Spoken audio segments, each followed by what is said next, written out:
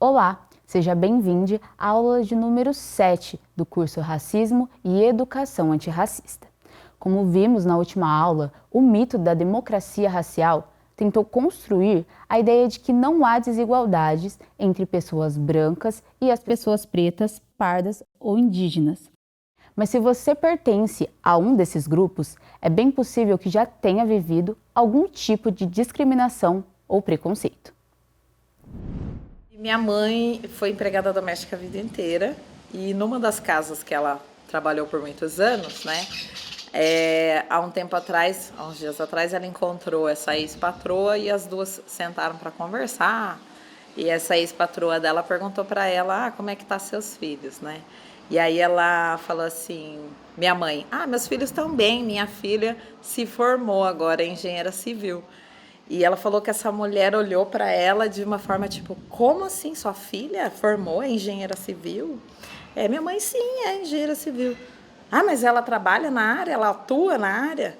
E ficou abismada, assim, né? Como que uma filha da empregada...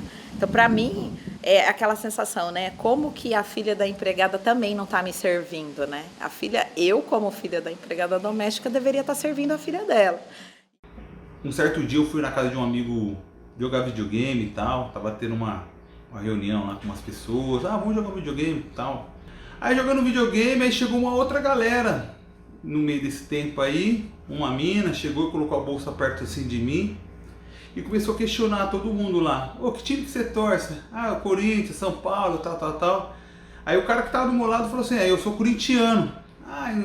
Até então nada. Aí perguntou pra mim, que time que você torce? Eu falei, eu torço pro Corinthians. Aí ela pegou e falou assim, nossa, você com essa corzinha e torcendo pro Corinthians, é melhor eu largar minha bolsa ali do outro lado, né? Aí eu continuei jogando, só que depois eu fiquei pensando, mano, foi tão surreal pra mim que eu não entendi na hora. Eu, como engenheiro mecânico e coordenador de manutenção, fui aqui num cliente, né, junto com o supervisor, que era o meu subordinado, eu como coordenador era o superior a ele. E cheguei no mesmo fornecedor nosso, aí ele perguntou, vendo eu como sendo uma pessoa nova, ele falou para esse meu supervisor, esse é o seu mais novo assistente? E aí o supervisor sem graça falou, não, esse é o meu chefe. Então assim, para você ver como o racismo ele é estrutural, ele poderia muito bem ter até pensado, mas usado um pouco da educação, enfim, usado um pouco da inteligência para ficar quieto, né? Porém, ele fez questão de ir lá e olhar e afirmar que eu era o mesmo assistente, e nunca na cabeça dele pensou que eu poderia ser o chefe dele. Podemos entender por discriminação racial qualquer distinção, exclusão, restrição ou preferência baseadas em cor, raça, descendência ou origem étnica, que anula o reconhecimento ou exercício de direitos e liberdades fundamentais em todos os âmbitos sociais. A discriminação se configura em direta, indireta ou interseccional. A discriminação racial direta se caracteriza pelos comportamentos que prejudicam explicitamente uma pessoa ou um grupo de pessoas em decorrência da sua raça e cor. Podemos citar como exemplo quando um aluno de 12 anos foi barrado e impedido de entrar na escola por estar utilizando guias de candomblé. Já a discriminação indireta se apresenta de forma dissimulada, camuflada. Os efeitos desse tipo de discriminação surgem de práticas aparentemente neutras, mas que também são atos discriminatórios. Discriminação racial interseccional é caracterizada pela sobreposição das identidades sociais e os sistemas relacionados de opressão e discriminação.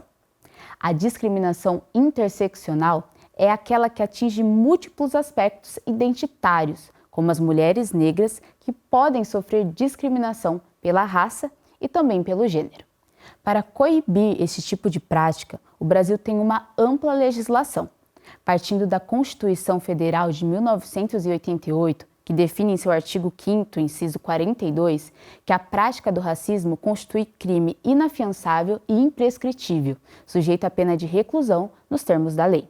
Já a Lei 7.716 de 89, que busca proteger a dignidade humana e a igualdade, enumera uma série de situações em que haja algum tipo de obstrução ou impedimento de acesso por conta da raça, cor, etnia, religião ou procedência nacional. A mesma lei ainda criminaliza os atos de praticar, induzir ou incitar a discriminação ou preconceito de raça, cor, etnia, religião ou procedência nacional e prevê pena de reclusão de 1 a 3 anos e multa. No caso do crime ser praticado em veículo de comunicação ou publicação de qualquer natureza, a pena é agravada. A punição prevê reclusão de 2 a 5 anos e multa. Em 2010, mais uma lei importante no combate ao racismo, à discriminação e em favor das políticas de equidade. A Lei 12.288, conhecida como Estatuto da Igualdade Racial, adota como diretriz político-jurídica a inclusão das vítimas de desigualdade étnico-racial, a valorização da igualdade étnica e o fortalecimento da identidade nacional brasileira. A Lei 12.288 de 2010 é conhecida como Estatuto da Igualdade Racial e é a principal referência nacional para enfrentamento ao racismo e promoção da igualdade racial. A legislação tem como fundamento a Constituição Federal. Como marco internacional, pode ser citada a Conferência de Durban, acontecida em 2001 na África do Sul, da qual o Brasil é signatário da sua declaração e plano de ação.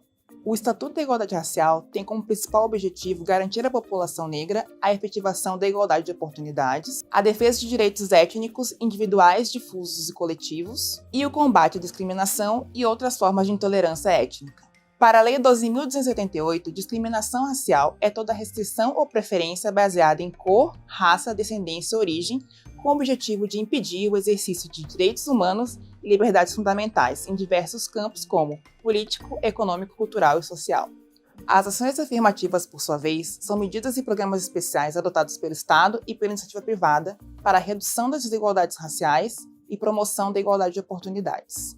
O Estatuto também traz conceitos como desigualdade racial, desigualdade de gênero e raça, população negra, dentre outros. No campo da educação, a legislação determina que é obrigatório o estudo da história geral da África e da história da população negra do Brasil.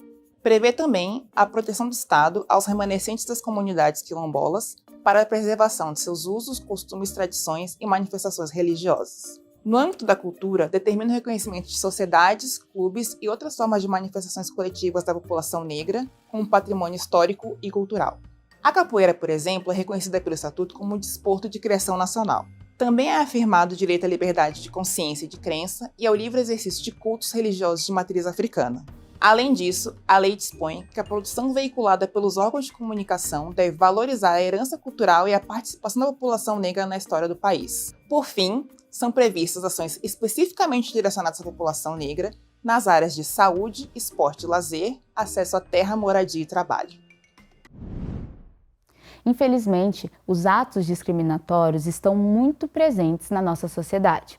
Por isso, é importante conhecer a legislação e sempre denunciar atitudes racistas ou discriminatórias.